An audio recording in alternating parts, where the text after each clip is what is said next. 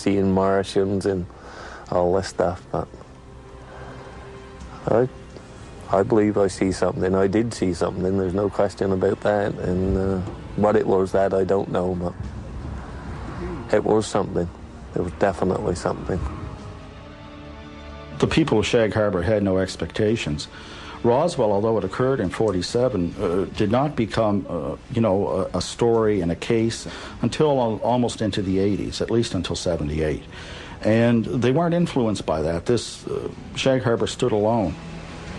Nothing was found during the Navy's 3-day vigil. On the 8th of October, the search was canceled. Media interest began to wane, and life in Shag Harbor settled back to normal. But researchers now claim there is more to this incident than originally revealed. 26 years later, the case was re-examined and unofficial information began to emerge. The men from the original Navy diving team were the first to talk, and what a story they had to tell.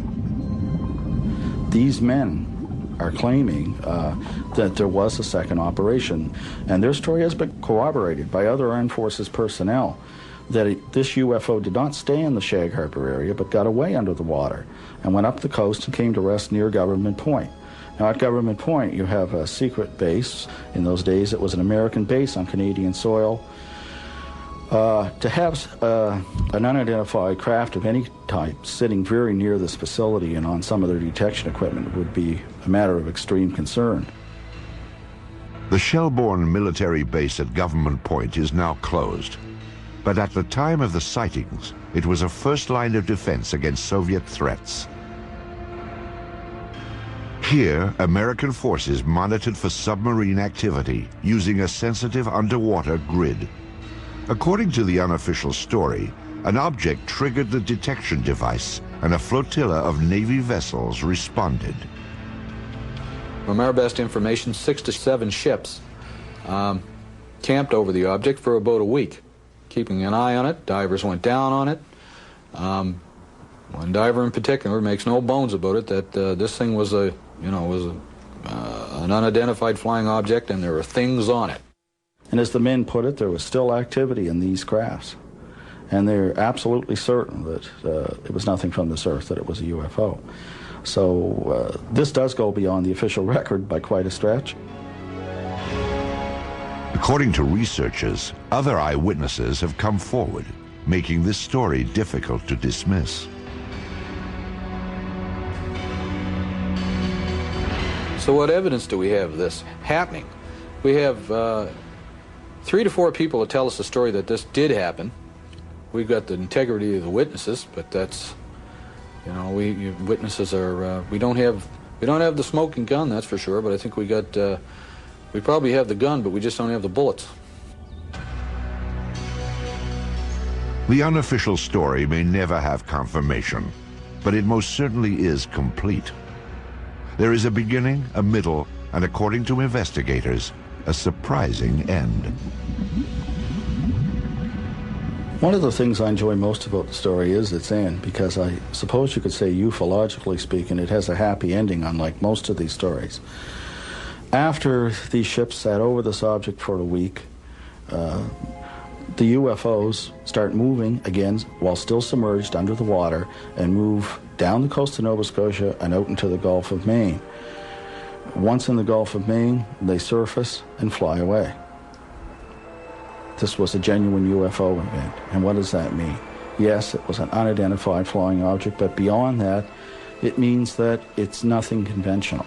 There are certainly aspects of this that you cannot explain or explain away. There is another episode involving a top-secret base, but this time, a high-ranking officer did come forward and sound the alarm when UFOs penetrated secure military airspace. Weather balloons? Swamp gas? A flock of birds? The planet Venus? These are some of the UFO explanations proposed by the military over the years. Ironically, some of the most unusual UFO episodes have been reported by military personnel, perhaps because they're trained to carefully observe their surroundings. Or maybe there is something on military bases that is of interest to UFOs. Of all these troubling accounts, few compare with the experience of two of the world's most technologically advanced countries, the United States and Great Britain. This was Bentwaters Air Force Base, located 140 miles north of London.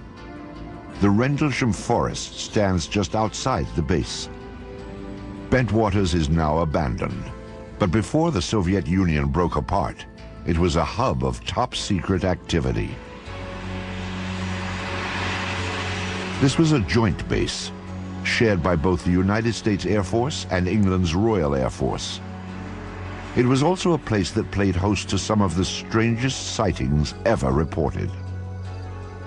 I think the Bentwaters case is sort of a mainline, hardcore UFO case because it involves intelligent, educated people who are used to dealing with high technology. They're guarding it and securing it on their own base. They know aviation, they know weaponry. With security police who are trained to be good observers, they have to write all kinds of reports and defend what they say. And these people were puzzled, totally baffled by what they observed. During the Cold War, Bentwaters was the largest tactical fighter wing of the free world. Perhaps its most noteworthy period came in December of 1980, when both the military and the local townspeople watched a dramatic UFO episode unfold. Some say it even rivals the Roswell incident of 1947. It was a cool, clear winter night when suddenly unfamiliar bright lights were spotted in the sky. They sort of went up and down and moved sideways. They went this way and that and moved about. And this was fascinated. So I opened the front door and walked out into my front yard and to get a better view. And so my house was right at the end of the runway. So I stood there looking at them and I thought, it can't be aeroplanes because they'd landed in the forest. Suspicious activity around the top-secret Bentwaters Air Base was always closely monitored. That night, neighbors could tell that they were not the only ones to experience the unusual episode. I stood there for a few minutes to see what anything else would happen, and I could hear the commotion on the base. The wind was in that direction. I could hear people shouting, calling, and vehicles start up, and I wondered what the commotion was. 3 military patrolmen had also reported unfamiliar lights shining from within the forest. They requested and received permission to investigate beyond the base perimeter. As required, the 3 military police officers filed a report about what they'd seen. I went in to collect the police blotters, the activity from the previous day and previous night, and the desk started laughing when I walked in. And I knew something interesting happened. And he told me by name the 3 individuals and said they were out in the woods chasing UFOs all night and laughed, as though he didn't believe it. The sighting became a hot topic on the base. Though it was a source of amusement at first, the incident was taken somewhat more seriously